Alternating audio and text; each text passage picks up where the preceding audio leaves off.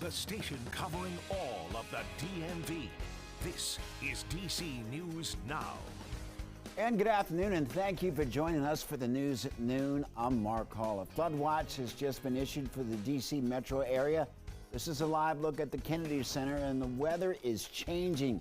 Let's get straight over to meteorologist Damon Madsen with a check on the forecast. And Damon, I guess we have some concerns. Yes, we sure do, Mark. A cold front is approaching the area today, and thus we are a little bit more on high alert for those storms and the potential for some very heavy rainfall. Now, we got a lot going on this map here as we just started seeing some storms develop. First off, though, we're going to talk about what we see here in the green. This is that flood watch that I was talking about that was issued for, yes, the D.C. metro area, all surrounding counties extending into Virginia, southern and central Maryland. This flood watch goes until 8 p.m. tonight, as we are expecting some storms to roll through that are going to produce that very heavy rainfall. We had 2 instances of flash flooding for the last couple of days. That could happen again. Now, we also, on top of that, these storms are going to gain strength in this very warm and humid environment, and we have a severe thunderstorm warning that goes until 12:45. Now, this is for Montgomery and Prince George's County. This is exiting those counties, however. That is the good news, but this is passing right through Laurel as we speak here along the Route 32 corridor, and it is moving off to the east into Anne Arundel County as it's moving toward Jessup, Bonnie Acres, Glen Burnie as well. So if you have friends and family out that direction, let them know this storm is coming. Main threats here, very strong wind gusts and some hail could also come down. That's what we have here in the pinks and purples, but all of this dark red, that's that torrential rain we're also concerned about that could produce flash flooding, especially on those roadways in a matter of 20 to 30 minutes. Now, forecaster Brittany Ward is driving the radar. Can we go to the south here real quick, Brittany? We also have a couple of heavier downpours that are situated back across portions of Alexandria, moving over into southern Prince George's County. There you go. A heavier downpour situated right along the Beltway in Alexandria. This is a flood-prone area, so we don't like to see these heavier downpours over some of these locations. And again, we're going to keep an eye on that cell as time progresses. So folks, things are getting active. How long should we be on alert for this active weather today? And are we going to see more of this Saturday and Sunday? We'll have your full forecast in just a bit. All right, Damon, thank you. Also breaking this hour, the first details coming out of an arrest of a man in Fairfax County police believe has sexually assaulted several women in Northern Virginia. DC News Now's Tosin Fakile is live outside of police headquarters in Tosin. Police said that at least one of these attacks was violent. Yeah, Mark, this has been a pretty wild incident, and I'll tell you, police say they are satisfied, not happy, but they are satisfied that this case has come to some kind of a resolution. Police say that they satisfied they arrested a man they described as a predator. They say he is 20 years old, and they also say that he has confessed. They also say that they were able to make this happen with community help, with doorbell cameras and also communications with the police. Now I'm going to hold up this piece of paper and show you. This is his mugshot. His name is 20-year-old Hin Din, and we are showing you this picture because police believe there may be other people out there, other victims who may have been victims to this 20-year-old. And police say 3 women have been victims to him so far. The first incident happened on May 10th, and we're going to show you some surveillance video, which is part of what helped police come to this conclusion. The first incident happened on May 10th at the Northern Virginia Community College in Loudoun County. The second, police say, in Fairfax County in Chantilly on May 18th, where police say he broke into a victim's house and she fought him off. And after that, on May 18th, the case, they released a sketch, and police believe that sketch was extremely beneficial in this investigation. And also after that, the third incident, they say, happened just this week on Monday, on July 3rd in Chantilly, in the same community. That is according to police. And on July 3rd, the case, police say that man, Din, grabbed a woman and then attempted to abduct her. They say the victim screamed, and the victim's mother was able to intervene, and the suspect ran away. Detectives say they were able to find and arrest the 20-year-old Din after getting surveillance footage of the suspect coming and leaving the neighborhood. And from the surveillance, detectives located a suspicious car that appeared to be following one of the victims in a nearby shopping center. Police located that car yesterday, waited for the victim to exit the building, and was arrested as he got into the car. So far, they say the May 10th case with the Northern Virginia Police Department, they were able to tie him to that case that happened at that community college through surveillance footage.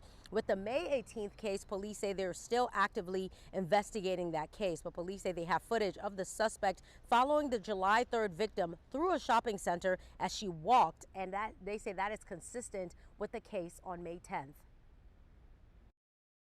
It was a all-hands-on-deck effort to identify this predator, and that's exactly what he is, this predator, and stop him before he harms someone else, if he's behind bars.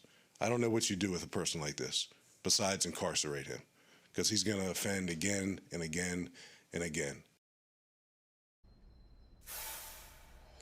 Now, police are reminding anyone out there, and we're going to show you this picture again just one last time so you can look at it, and we're showing it to you again because police believe that there may be other victims in this case, and they want them to be able to come forward and talk to police, and police want people to know that they can be reached out to about this incident. Now, Din is been told is being held without bond at the Adult Detention Center, faces 1 count of sexual battery and another count of abduction with the intent to defile, and police say they anticipate more charges coming in this case. They said the incident that happened on the community college, their police department are still processing and going through that case as well. But for now, we're live at the Fairfax County Public Safety Headquarters. I'm Tosin Fakile for DC News Now. Tosin, thank you. An unlikely alliance jumping in to help D.C. in the fight to build a new stadium for the Washington Commanders. U.S. Representative James Comer is pushing legislation to back D.C. a stadium being built in the RFK Stadium site. And that's according to the Washington Post. Well, Comer is chairman of the congressional committee that oversees D.C. According to the Washington Post, his proposal would extend D.C.'s lease on the old stadium site. It would also give D.C. leaders more options for what they could do with the land. Some D.C. officials say that Comer is getting too involved in the district's affairs. They say the future of the site should be determined by the council and the mayor. And our government and political reporter Leonard N. Fleming is on the story today, and we'll look at this likelihood of this happening, and that we'll hear from him coming up on DC News Now at 4. Well, also in the district, Mayor Bowser is asking the public for their input on rising crime. The mayor, council members, and police held a briefing before walking the streets in Northeast DC to speak with people in the community on yesterday. She says that rising crime will not be tolerated. We recognize that it will take all of us, not just the police, not just the DC government, but community as well, to be a part of those solutions. The mayor also used the event to push City Council to pass an emergency crime bill next week. With DC News Now's Lex Juarez looks at what changes those emergency moves would make. We all know there are many possibilities that could lead to change in this city, and residents have many different answers. But overall, they say the solutions should start with curbing poverty and making sure people feel safer with police presence. Give the police officer what they need. Bulletproof vests, when they're in them schools, search all backpacks. The amount of violence is also leading D.C. Council to act. Councilmember Brooke Pinto, the Public Safety Committee chair, introduced 3 emergency bills yesterday. The first, Prioritizing Public Safety Act, is an attempt to prevent crime and violence by making it more difficult for suspects to be released from custody before trial. This bill expands the private security rebate program, expedites cases involving child victims, and increases data sharing. Well, the second bill focuses on changes to current policies regarding police chases. Currently, there is no pursuit policy in the city, and this would change that to allow police chases when the suspect has committed a violent crime or when there is an imminent threat to public safety. Well, the third bill proposed would require more transparency from the Office of DC Unified Communications. What this is going to do is make sure that there is a more public access for data coming from police dispatches. These bills will be voted on Tuesday, and if approved by council, they will go into effect immediately. In downtown Washington, I'm Lex Juarez, DC News Now.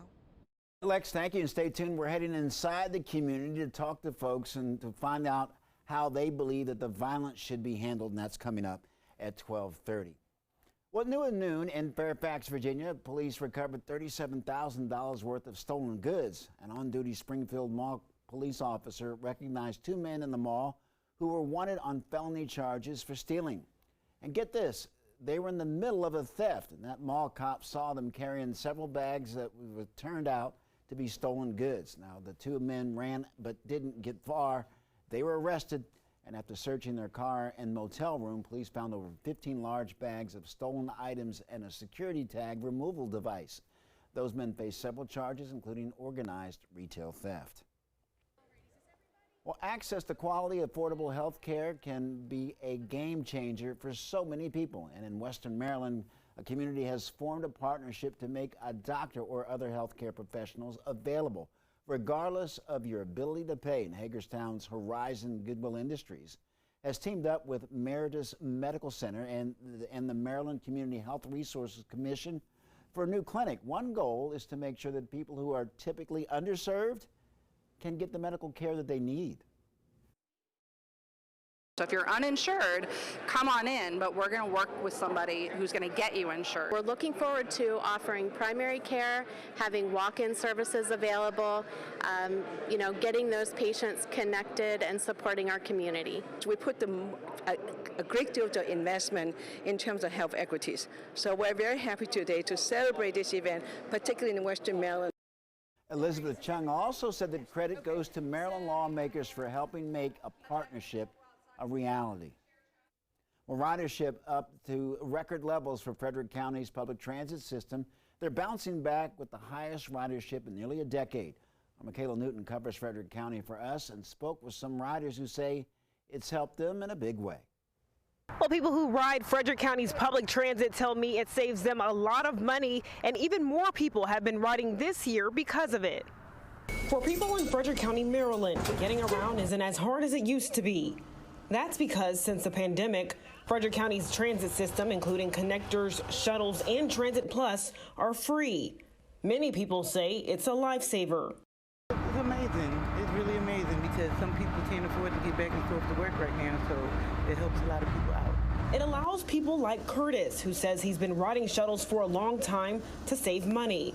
Well, that sure did make it easier on the pockets, but probably about 15, 20 years. I don't know, for probably as long as they've been going. My wife has to ride, but it makes it much easier for her and my daughter to get on the shuttle because the simple fact that it's hard out here. Just 7 months into the year, the transit system has already passed its goal of having more than 700,000 riders, something that hasn't been done since 2015. Frederick County's transit says they're looking to expand outreach efforts by getting the word out about their transit services, and they're encouraging more people to ride transit. Reporting in Frederick, Maryland, I'm Michaela Newton for DC News Now.